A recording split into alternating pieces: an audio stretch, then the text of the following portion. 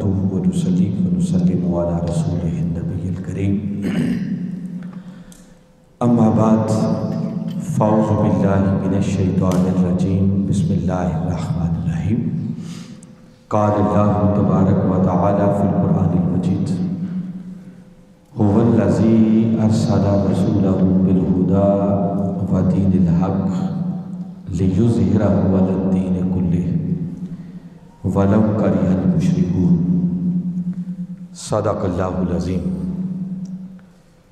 معزز حاضرین و سامعین، السلام علیکم ورحمۃ اللہ وبرکاتہ۔ اللہ رب العزت کا لاکھ لاکھ شکر ہے کہ جس نے اپنی توفیق خاص اور حضور نبی اکرم صلی اللہ علیہ وآلہ وسلم کے نالین مبارک کے تصدق سے ہمیں ایک مرتبہ پھر اپنی بارگاہ میں حاضر ہونے کی توفیق عطا فرمائی۔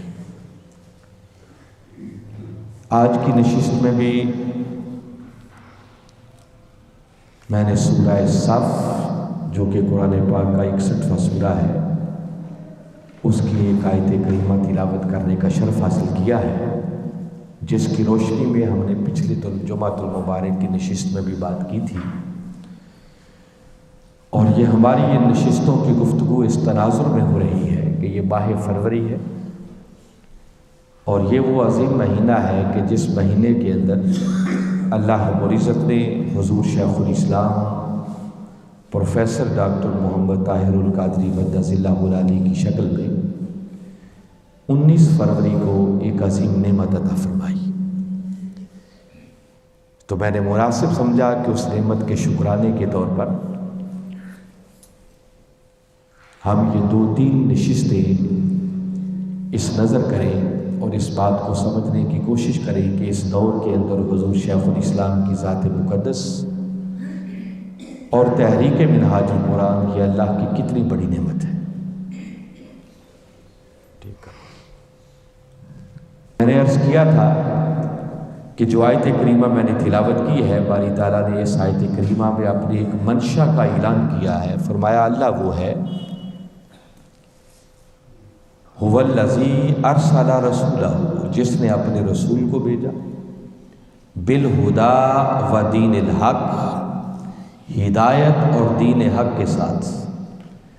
کیوں بھیجا؟ لیظہرہ علی الدین کلہ،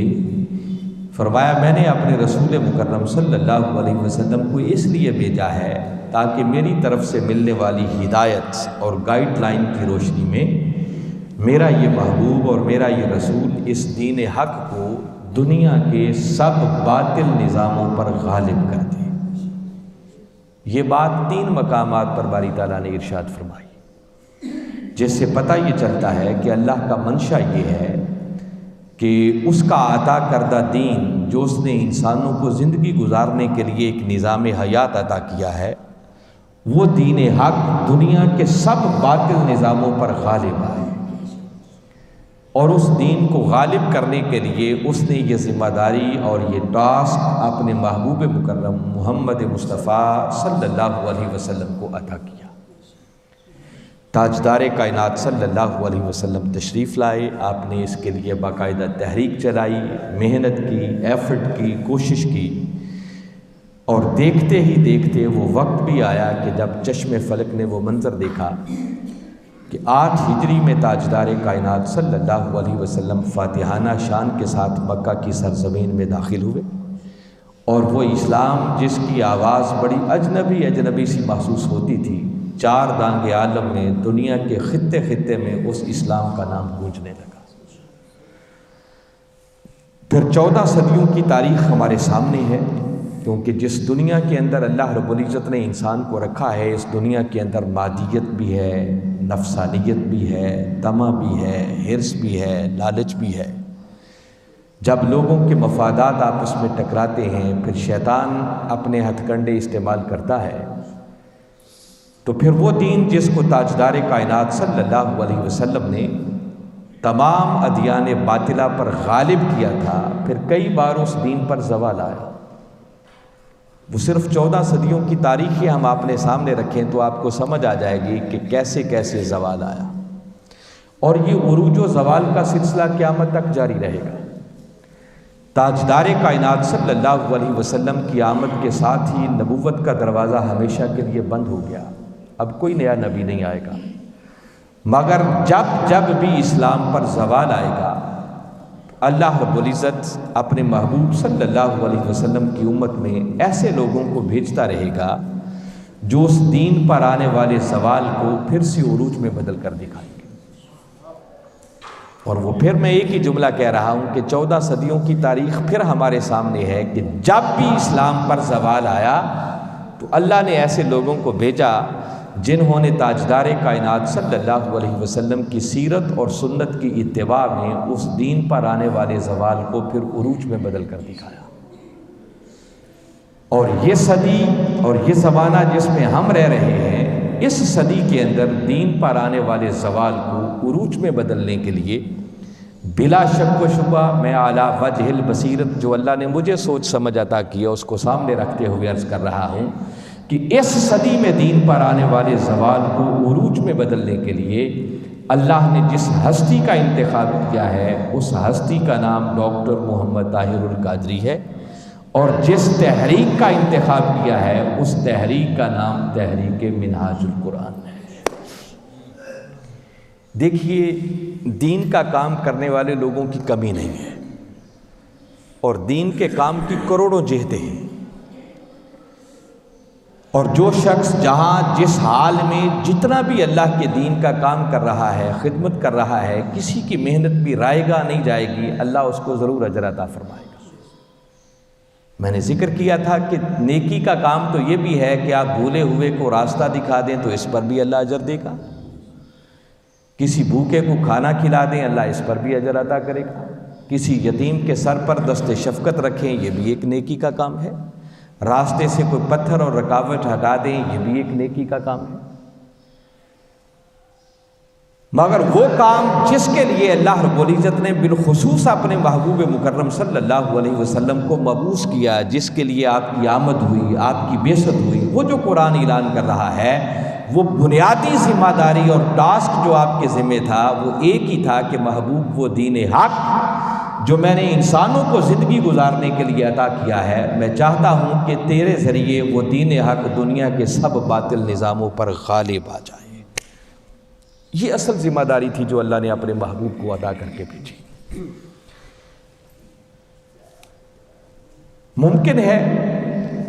دین حق کے غلبہ کے کام کرنے والی بھی بہت ساری تنظیمیں اور جماعتیں آپ کو مل جائیں، ایسے لوگوں کی بھی کمی نہیں ہے، اور وہ بھی جو جہاں جتنا کام کر رہا ہے، میں بتا رہا ہوں کہ کسی کی محنت بھی رائے گاہ نہیں جائے گی۔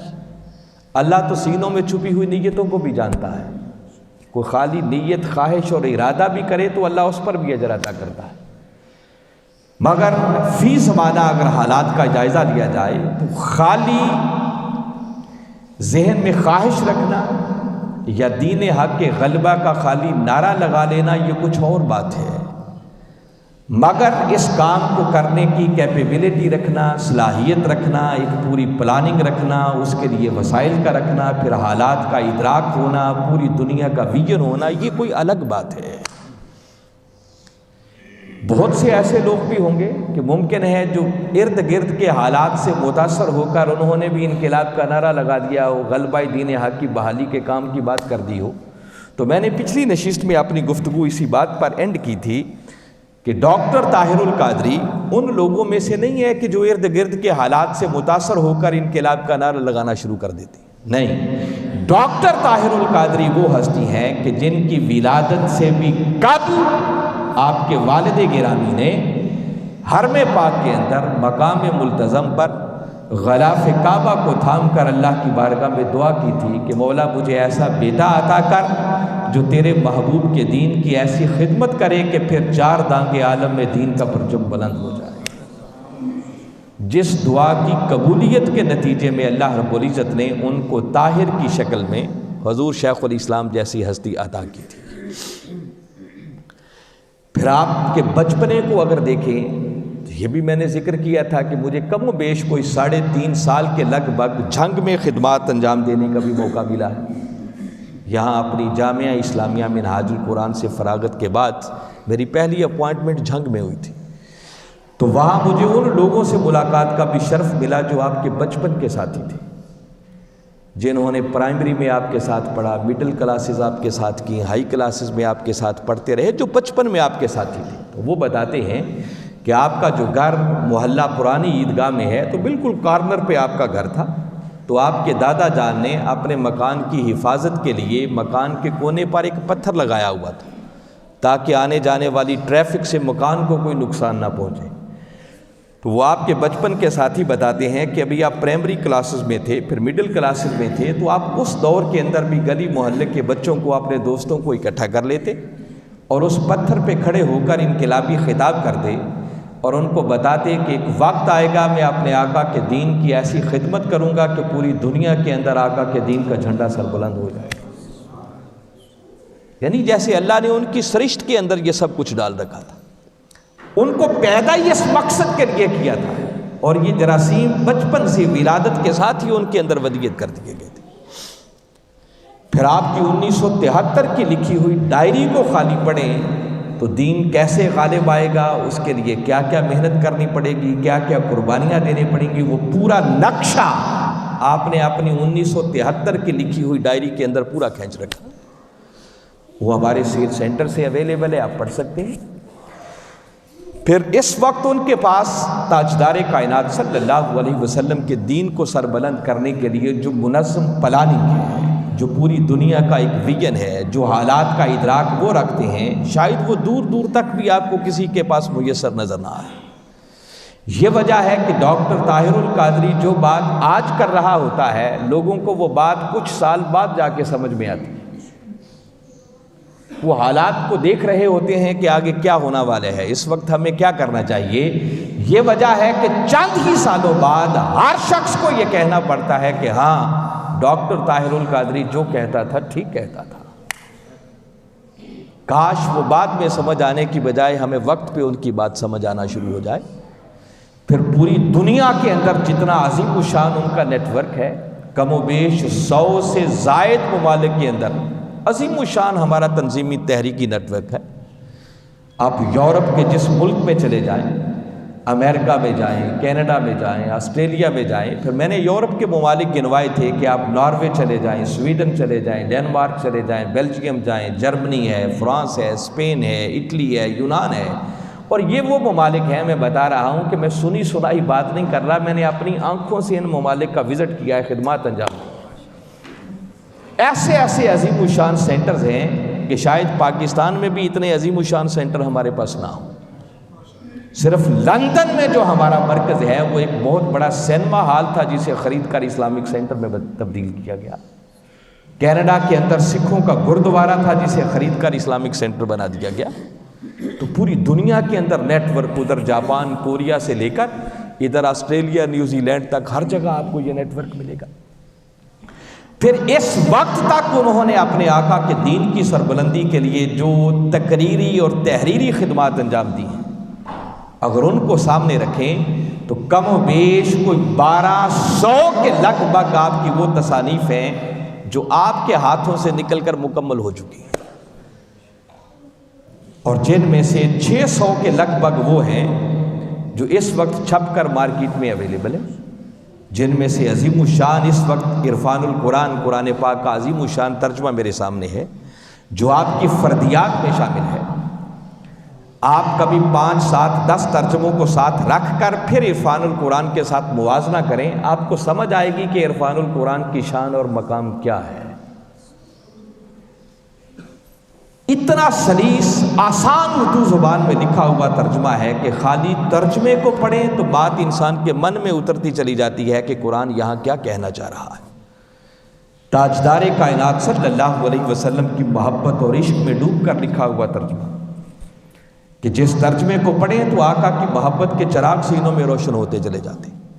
تفسیری شان کا حامل ترجمہ جو آپ کو کئی تفسیروں سے بے نیاز کر دے، پڑھنے کی ضرورت ہی نہیں پڑے گی، وہ تفسیروں کے مواد کو بھی آپ نے اپنے ترجمے کے اندر سمو دیا ہے، اتنا عظیم ترجمہ ہے۔ میں بتا رہا ہوں کہ 600 کے لگ بھگ وہ تصانیف ہیں جو چھپ کر مارکیٹ میں اویلیبل ہیں، ایک سے بڑھ کر ایک ہے۔ حدیث پر جو آپ نے کام کیا ہے، کم و بیش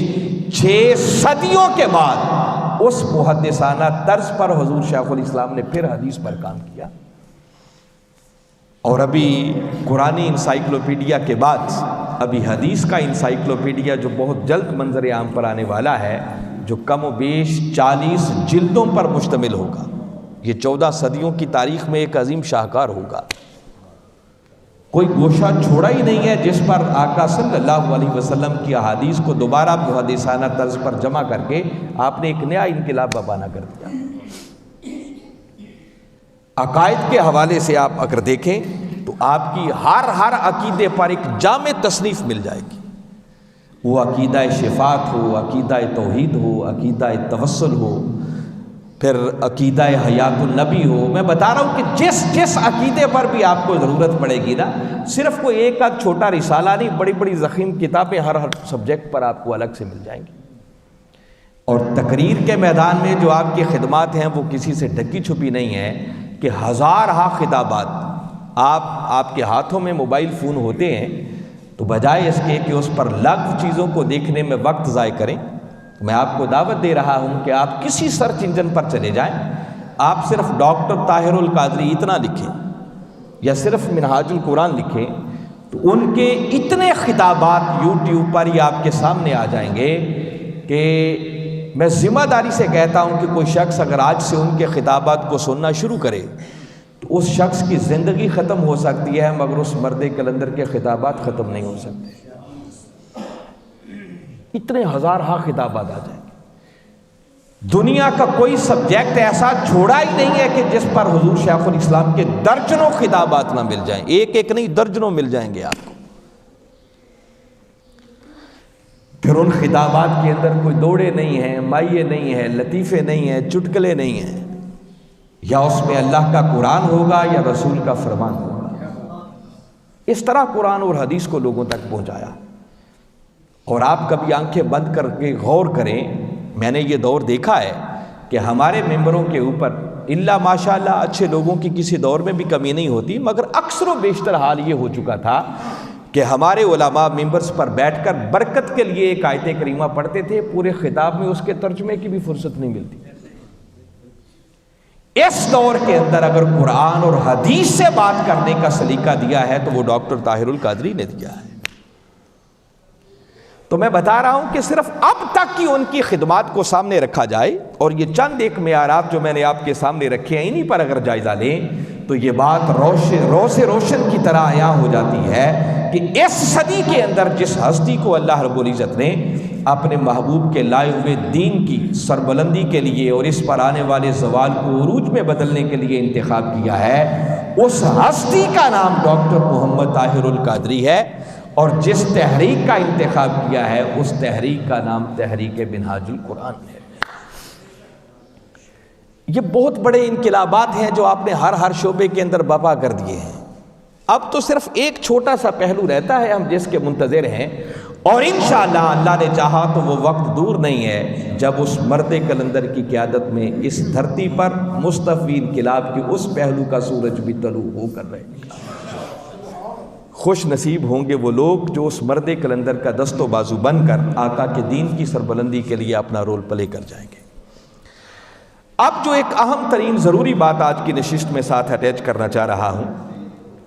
کہ اگر اللہ رب العزت نے صدی کے اندر منہاج القرآن کو اس مقصد کے لیے منتخب کیا ہے کہ آقا کے دین کی پھر سے سربلندی ہو، دین غالب آ جائے، تو دین غالب آتا کیسے ہے؟ انقلاب کیسے آتا ہے؟ ایک بات اپنے من کی پنہائیوں میں اتار لیں کہ انقلاب نہ کرامتوں سے آیا کرتے ہیں نہ معجزات سے آیا کرتے ہیں۔ اگر معجزات سے انقلاب آنا ہوتے تو کائنات میں تاجدار کائنات صلی اللہ علیہ وسلم کی ذات اقدس سے بڑھ کر معجزات کی حامل کوئی شخصیت نہیں تھی۔ کافروں کی ڈیمانڈ پر جب وہ حق کی تائید کے لیے ڈیمانڈ کرتے تو میرے آقا نے معجزات دکھائے ضرور۔ جب وہ ڈیمانڈ کرتے تو میرے آقا نے چاند کو توڑ کر دکھایا، سورج کو موڑ کر دکھایا، درختوں نے سجدے کیے، کنکریوں نے کلمہ پڑھنا شروع کر دیا۔ آپ نے معجزات دکھائے ضرور حق کی تائید کے لیے، مگر ایسا کبھی نہیں ہوا کہ میدان جنگ میں آپ نے ہاتھ اٹھائے ہوں اور سارے کافروں کے سر قلم ہو گئے، یا آپ نے دعا کی ہو اور سب کے دل بدل گئے اور سب نے کلمہ پڑھ لیا ہو۔ ایسا کبھی نہیں ہوا. یہ نہ اللہ کا نظام ہے، نہ تاجدار کائنات صلی اللہ علیہ وسلم کی سنت مبارکہ ہے. انقلاب کے لیے، دین کے غلبہ کے لیے محنت چاہیے، ایفرٹ چاہیے، تگ و دو چاہیے، جد و جہد چاہیے، قربانی چاہیے. اس کے بغیر انقلاب نہیں آیا کرتے. آپ ذرا چشم تصور میں لائیں، اس کام کے لیے تاجدار کائنات صلی اللہ علیہ وسلم نے جب آواز بلند کی تو خوش نصیب سے وہ صحابہ کرام رضوان اللہ علیہم اجمعین جنہوں نے میرے آقا کی آواز پر لبیک کہا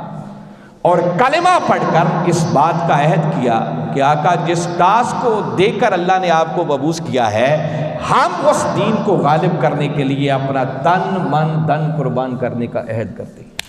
یہ در حقیقت کلمہ پڑھنے کا معنی تھا. اور پھر قربان جائیں ان صحابہ کرام رضوان اللہ علیہم اجمعین کی قربانیوں پر کہ انہوں نے آقا کے دین کی سربلندی کے لیے پھر اپنی ہر چیز ہی آقا کے قدموں پر نچھاور کر.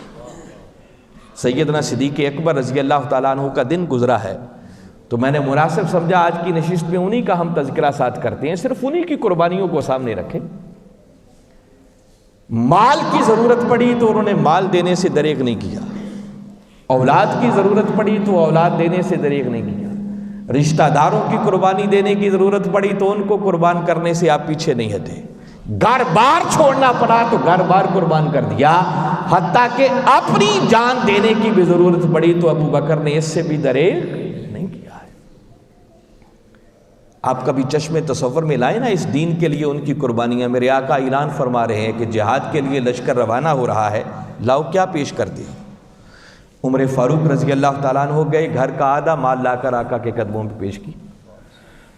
میرے آقا نے پوچھا عمر گھر والوں کے لیے کیا چھوڑ کے آئے ہو؟ عرض کی آقا آدھا لا کر آپ کے قدموں میں پیش کر دیا، آدھا گھر والوں کے لیے چھوڑ آیا. بس تھوڑی دیر گزری تھی کہ وہ پروانہ چراغ مصطفی سیدنا ابو بکر صدیق رضی اللہ تعالیٰ عنہ جو کچھ گھر میں تھا لایا اور لا کر آقا کی خدمت میں حاضر کر دی.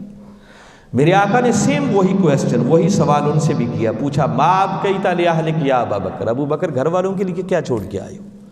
قربان جائیں ابو بکر کے جواب پر عرض کرتے ہیں ابقیت لہم اللہ ورسولہ، آقا جو دنیا کی مال و متاع تھی وہ تو لا کر آپ کے قدموں میں پیش کر دی، رہ گئے گھر والے تو ان کے لیے اللہ اور اس کا رسول چھوڑ کر.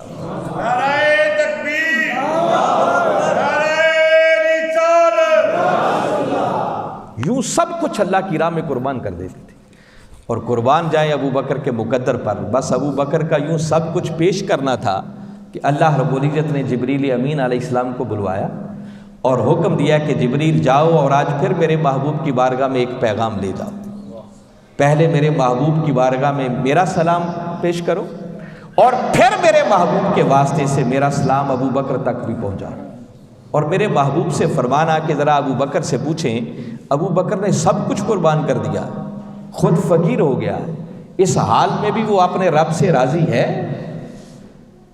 قربان جائیں ابو بکر کی عظمت پر جن کو رب کی بارگاہ سے سلام آتا تھا. میرے آقا نے مبارکباد دی، ابو بکر مبارک ہو تیرے رب نے تجھے سلام بھیجا ہے اور تیرا رب تجھ سے پوچھ رہا ہے کہ ابو بکر اس حال میں بھی اپنے رب سے راضی ہے. بس یہ جملہ سننا تھا کہ سیدنا ابو بکر صدیق رضی اللہ تعالیٰ عنہ نے وجد میں آ کر کملی والے آقا صلی اللہ علیہ وسلم کے گرد 3 چکر کاٹ ڈالے اور رکت کے ساتھ رو کر مسلسل کہتے جا رہے تھے انا عن ربی راضٍ، انا عن ربی راضٍ، انا عن ربی راضٍ. آقا میں تو اپنے رب سے راضی ہوں، راضی ہوں، راضی ہوں. بس پوچھ کر اتنا بتا دیں کہ جو ابو بکر نے دیا وہ مولا نے قبول بھی کر لیا یا نہیں کر لیا. یوں قربانیاں دینا پڑی.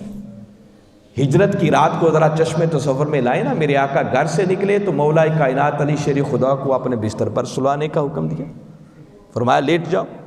اور بستر مصطفیٰ پر سونا کوئی موت کو دعوت دینے سے کم. ادھر علی کو بستر پر لٹایا. گھر سے نکلے تو سیدھا سیدنا صدیق اکبر رضی اللہ تعالیٰ عنہ کے دروازے پر پہنچے. پھر قربان جائیں ابو بکر کے مقدر پر جن کے گھر میرے آقا خود تشریف لے جا رہے ہیں. بس آقا کی ابرو کا اشارہ پانا تھا کہ ابو بکر آقا کے ساتھ سفر ہجرت پہ نکل پڑے. اور اس رات میرے آقا کے ساتھ سفر پر نکلنا بھی کوئی موت کو دعوت دینے سے کم نہیں تھا.